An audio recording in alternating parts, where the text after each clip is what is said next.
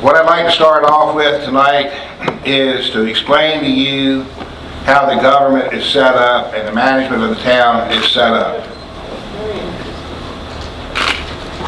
The administration of the town is divided into three basic layers. The first layer is the town council. Town council consists of 5 individuals elected by the registered voters of Clifton Forge. Of these 5 is appointed a mayor and vice mayor by the council. The council sets the policies and serves as a legislative lawmaking body responsible for adopting ordinances and resolutions, approving annual operating and capital budgets, establishing tax rates and user fees, and appointing citizen members of boards, committees, and commissions. They are responsible for the direct supervision of 2 town employees, me, the town manager, and the town attorney, both of which they appoint. Tonight we have 2 council members with us, Mayor Jeff Irvin and Councilwoman Debbie Loudermilk. Vice Mayor Dale Burdette and Councilperson Wolf were unable to attend, and Councilman Nicely had a previous engagement. The second layer of management is me. Appointed by and answers directly to the town council, I serve as the chief administrative officer of the town, supervising and directing the day-to-day operations of the town. And in order to do that, I have 5 department heads and the code enforcement officer and the administrative assistant and deputy clerk to council that report directly to me. The third layer are the department heads. These are the people that you see seated up here tonight, and they are actually responsible for everything that happens in this town. And I want to explain that to you just a little bit. They are appointed by the town manager and are directly responsible for the management of their respective departments. They are as follows. Probably one of the most crucial departments we have, and one of the busiest, is our finance department. I'd like to introduce the director of the finance department, Wendy Biggs, sitting on the end right here.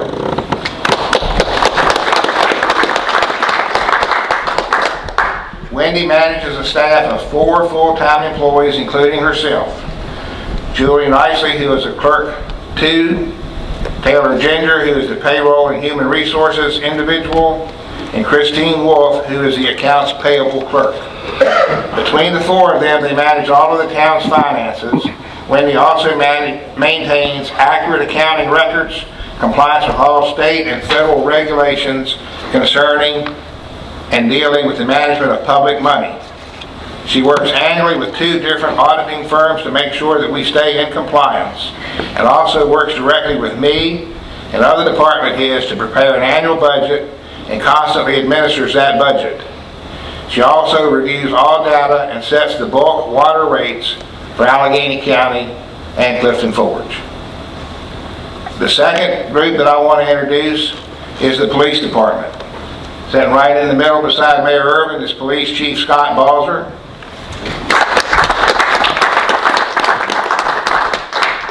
He also serves as the Director of Emergency Services for the town.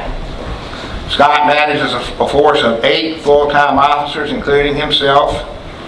These 8 officers provide police protection to the citizens of Clifton Forge 24 hours a day, 7 days a week, 365 days a year. They also, under our mutual aid agreement with Allegheny County, assist the other localities in the county when needed. He also manages an office manager and administrative assistant who serves double duty as his receptionist at the police department. Along with these duties at the police department, and assisted by Deputy Director of Emergency Medical Services Robert Boyd, which is right here, they manage the Clifton Forge Fire Department and Emergency Medical Services. Robbie is responsible for the day-to-day operations of the fire department and rescue services. They manage 3 full-time firefighters, 30 or so, and I say 30 or so because they're part-time employees, and that's kind of a fluid number, EMS workers, and most always is able to provide an advanced life support emergency response ambulance for response to medical needs within the town. And approximately 30 volunteer firefighters are also managed through that group. Under that management, we provide firefighting and emergency medical services to the town, once again, 24 hours a day, 7 days a week, 365 days a year. They also manage a fleet of 1 ladder truck, 2 fire engines, 2 quick response vehicles, 2 stock ambulances, and they're on track, just so you have some reference to how busy they are, to be dispatched to and answer more than 1,000 calls for emergency medical assistance this year, and over 300 fire calls this year.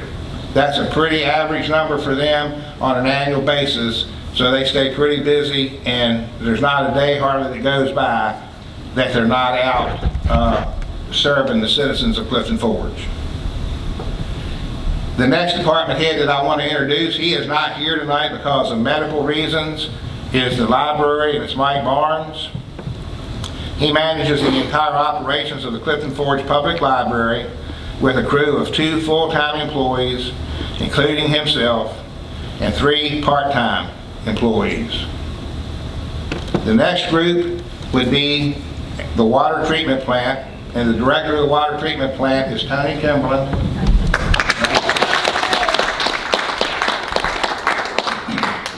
Tony manages a crew of 6 full-time employees, including himself. At the plant, he employs 2 Class 1 water operators, 1 Class 2 water operator, and 3 apprentices. They daily produce between 900 and 1 million gallons of fresh drinking water for the citizens of Clifton Forge and eastern Allegheny County. Obviously, they have the capacity to produce much more water if the need arises. They are responsible for the management and maintenance of the plant, 2 reservoirs, and the grounds that the plant sits on. They are also responsible for maintenance of 6 freshwater storage tanks located throughout the town, as well as the necessary pumping stations to get the water into those tanks. They're constantly under the scrutiny and working with the Virginia Department of Health, Office of Drinking Water, and the Department of Environmental Quality to make sure that they stay in compliance and meet all state regulations as far as treating water and discharging water back into the creek. Tony, anything you'd like to add to that? Covered pretty good. And then the last group, and this is the group you see the most around town, and that's our Public Works Department. Under the direction of Director Chris Keyser and his Assistant Director Amanda Gunter, they manage a crew of 12 full-time employees, including themselves. They also manage 3 part-time or seasonal workers and an office manager and receptionist. With this small crew, they are responsible for maintaining 25 lane miles of VDOT roadways and bridges, including 3 major bridges. All of the non-VDOT recognized roadways and bridges, also known as town-owned roadways and bridges. Along with the roadways, this includes all of the sidewalks and walkways in town. This maintenance includes ice and snow removal and salt distribution in winter months. They're also responsible for maintaining and repairing thousands of feet of freshwater distribution lines. And just so you know, this and wastewater distribution lines are Amanda's specialty, and that's what she excels in, and she manages that crew very well and effectively throughout town.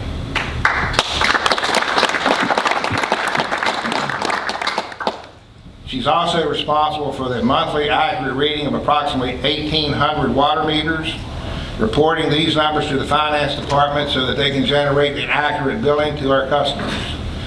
Also, she is responsible for maintaining and repairing and keeping open thousands of wastewater collection and transportation lines, including 3 waste pumping stations located within the town limits. They constantly monitor overflows, report those overflows to the DEQ in a timely manner, and maintain those pump stations to keep us in compliance with the DEQ regulations. Also in season, they are responsible for 27 acres of 3 cemeteries located in town. That maintenance includes weekly mowing, and weed eating, and cleaning up, and general upkeep and responsibility for opening and closing approximately 85 graves per year, which includes setting up, cleaning up, finishing of the gravesite after the service, and maintenance thereof into the future. In addition, they maintain 5 parks, 1 veterans park, the dog park, the Century Trail, the community garden area, all of the trails and footpaths in town, including all of the bathroom facilities in the parks. Also manage and maintain all town-owned buildings, town hall, both old school properties, the armory, including mowing, landscaping, and general maintenance. In addition, they take care of all the town's Christmas decorations, hanging of the Roads of Honor banners, and assist with all downtown functions and festivals. They maintain the entrances to town as well as the downtown streets and parking areas for cleanliness and appropriate appearance. Within the parks, they maintain 3 baseball fields, 1 football field, and a fleet of 15 vehicles, including pickup trucks, a vac truck for sewer maintenance, dump trucks, and 6 pieces of heavy equipment, and numerous other power equipment that they use on a daily basis. So I think that they do a tremendous job to maintain all of that with only 12 full-time employees.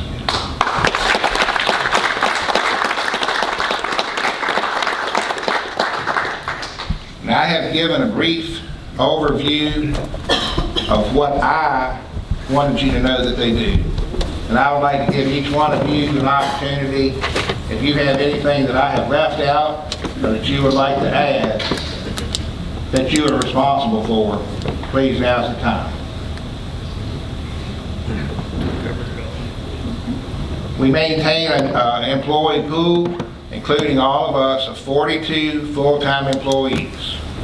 And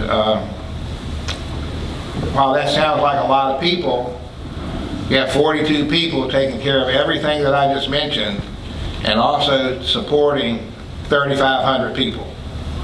So it's pretty full-time job for everybody, and thank you all for what you do for the town.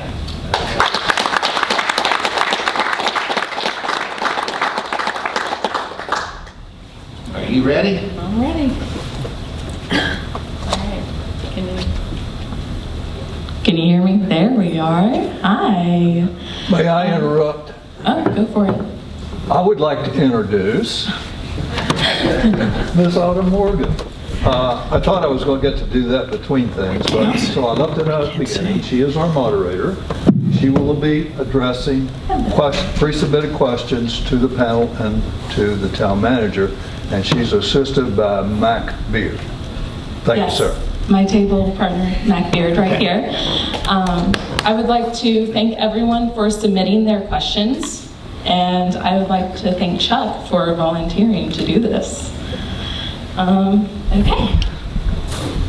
So, let's start off. From the April Community Gatherings Roundtable discussion, we know that 2 of the most discussed topics were vacant building registry and branding. Could you explain what a vacant building registry is and how it would work in Clifton Forge? I can, and I'd be happy to do that. This has been discussed several times through the last couple of years with council, and we've actually reached out to our new town attorney for clarification on what we're able to do, and this is his response, and I got this response just a few days ago. Virginia Code 15.2-1127 allows the town to require registration of derelict properties that have been vacant for 12 months or more. You can charge a registration fee of up to $100, and failure to register is a $200 fine.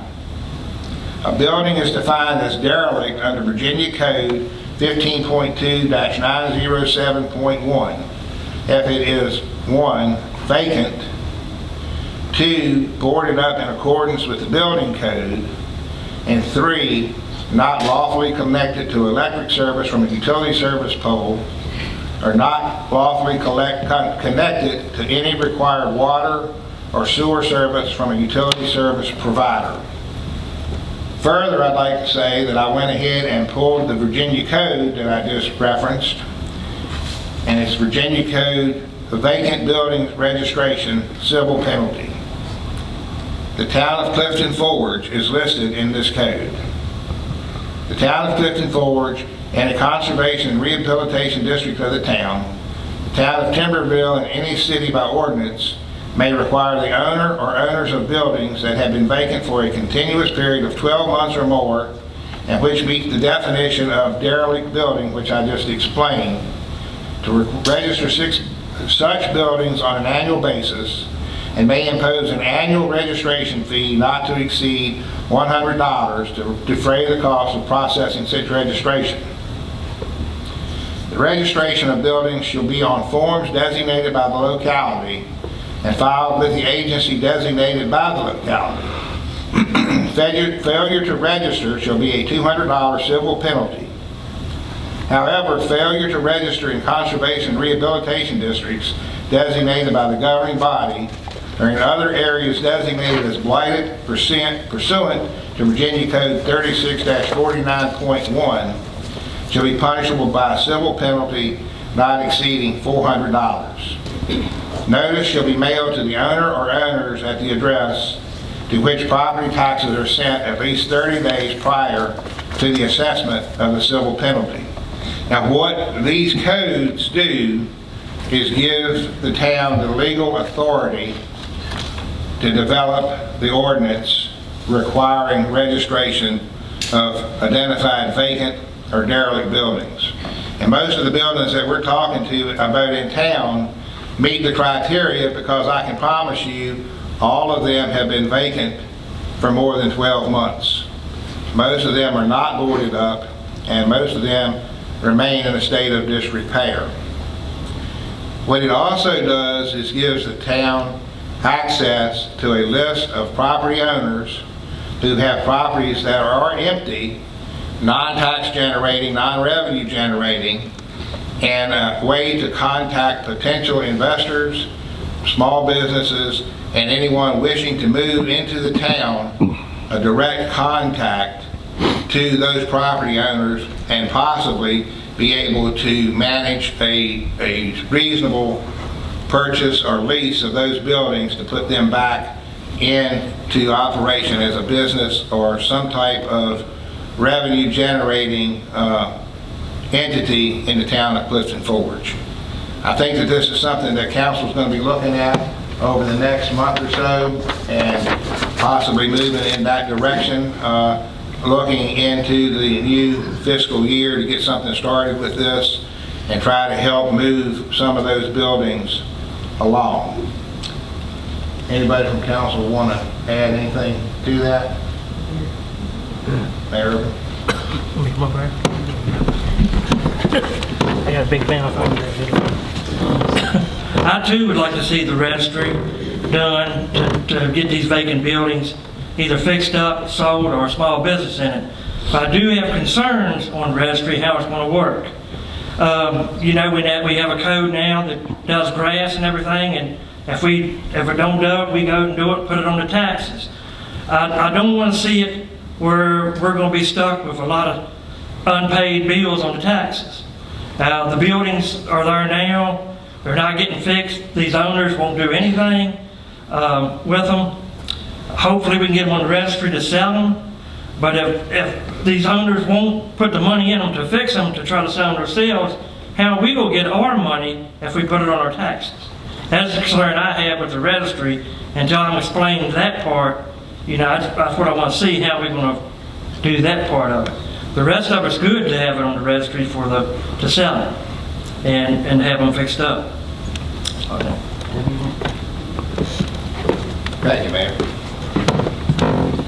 So that's kind of where we are with the derelict building registry, and I think we'll have more conversation on that as we move into the new year. Okay. I have a question. That's been- We are not taking any questions at this time. We've already asked, and no comments, please, Since 2020. for the next one. Ma'am, moving on. Have new codes been written in the past 2 years to meet the needs of situations where there are no codes or ineffective codes? And the answer to that is very simple. No new codes have been written. Honestly, I don't think there needs to be any new codes, because the problem that we have experienced and the way that we've gotten to where we are now is that the codes have not been enforced properly and to the fullest extent that they can be. And now that we have that happening and it's being done, and we're going to discuss this further along in the meeting tonight, I think that you're going to see a big difference in how the code situation is handled. So that would be the short and just of the answer to that question. Okay. What is the status of getting houses declared as derelict so they can be put on a registry with fines issued to owners? Okay. This is a question that's been answered numerous times over the last few months. And I'm going to answer it again tonight and try to explain it. There is a process that these buildings have to go through, and an inspection process that they have to go through for the town to declare them derelict, and to be able to have them placed in a situation where the town can possibly condemn those buildings, take control of those buildings, and possibly even remove those buildings. We currently do not have anyone certified in building code maintenance. And just so you know, the town has not had anyone certified in building code maintenance since 2017. The town had operated, and we had assumed that we would still fall under the jurisdiction of Allegheny County's building department, since they issue all of our building permits, inspect all of our new construction in town, and issue all the occupancy permits for new construction of any type of housing or businesses that are developed in the town. However, we recently learned that Allegheny County doesn't have a building maintenance code.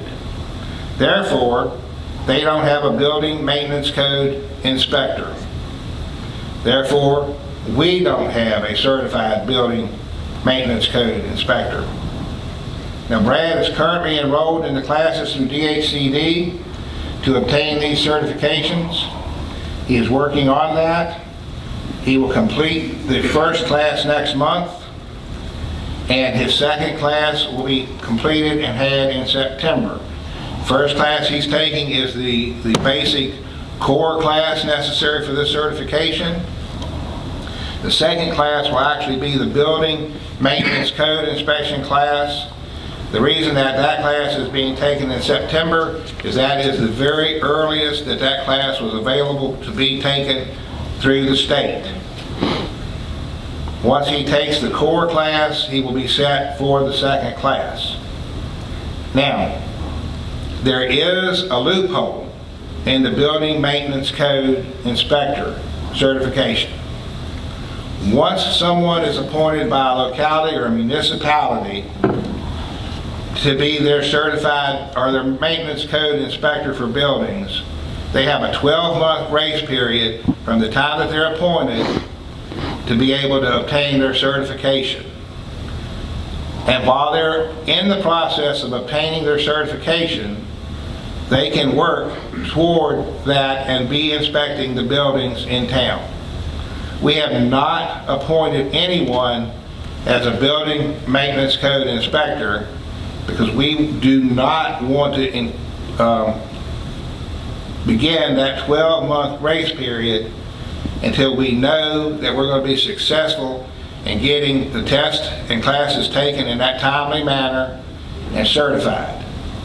I think the plan moving forward will be, once he is successful with his first core class examination next month, the promotion will probably be made in July, naming him as our building maintenance code inspector, with the understanding that he will obtain the second part of that certification within the next 12 months, which will put him in the 12-month grace period for that job. All of this is being managed and worked in cooperation with the DHCD and the folks from Richmond, and they have coordinated and helped him get lined up for his classes and to take those certifications.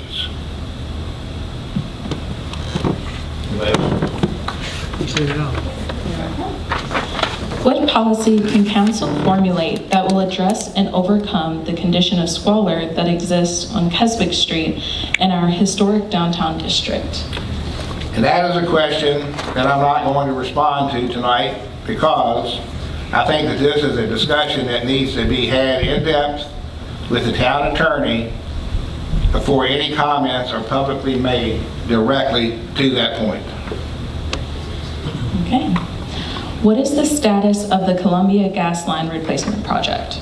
Columbia, and Chris, this might be something more suited for you to respond to, but they're completed, and my understanding is that they won't be back in Clifton Forge except for emergencies for the next 18 months to 2 years. Can you elaborate on that?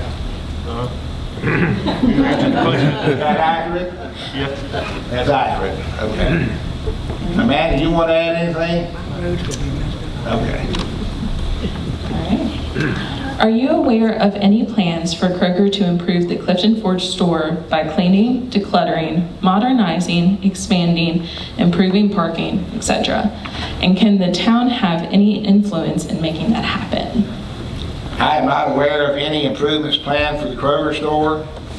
I don't disagree that improvements are needed at the Kroger store, but at this time I also have not had any conversation with anyone from the Kroger company about it. I will reach out to them to see if I get some type of a response from them, and whatever response I get, I will make sure is published at the next community gathering meeting in June. Yeah. This question about Kroger came up one time before, maybe a year or so ago, and I went and talked to the manager, not the manager now, maybe it's one or two back, they change them so often, I don't know which one it was.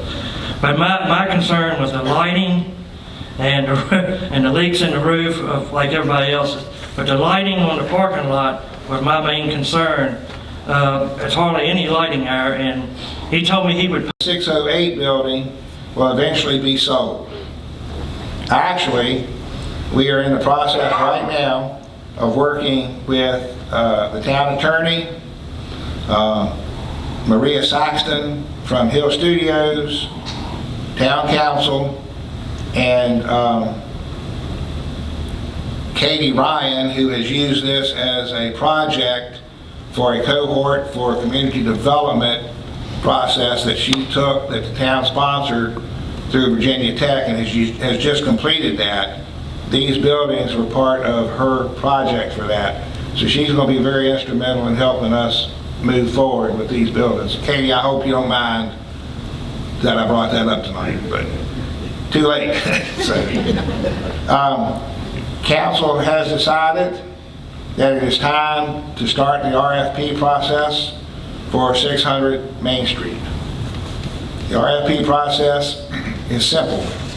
We're going to advertise for potential investors or developers that are interested in that property and ask them to come forward and share with the town and town council what their visions for those properties are, what they think that they can turn that property into, and what they plan for the future as far as timeline, work time, and investment capital that they have to put into that.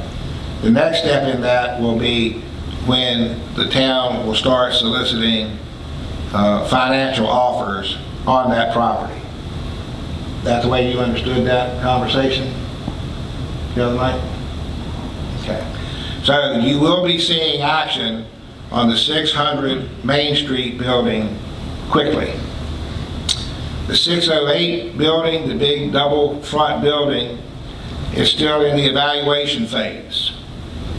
We have applied for the stabilization grant from Virginia Housing for $150,000. That stabilization grant, hopefully if we're successful to get that, and just so you know, the person that wrote that grant has 100% completion an award of grants that she's written for Virginia Housing.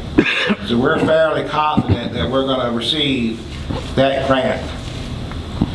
That will be used to put a new roof on that building, address some structural issues in the back, and also to address drainage issues from the back property into the building. That's all going to take time. I think that you will see activity there throughout the summer, but I don't think that that building is going to be ready to be put on the market or an RFP written for that building until much later in the year.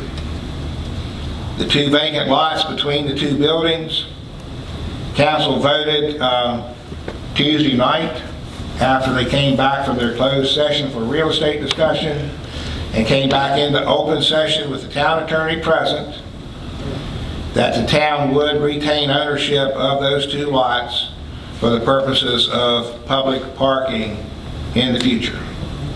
So that's where we are on the 600 and 608 Main Street properties. So that's that in a nutshell. Anything that either one of you would like to add to that?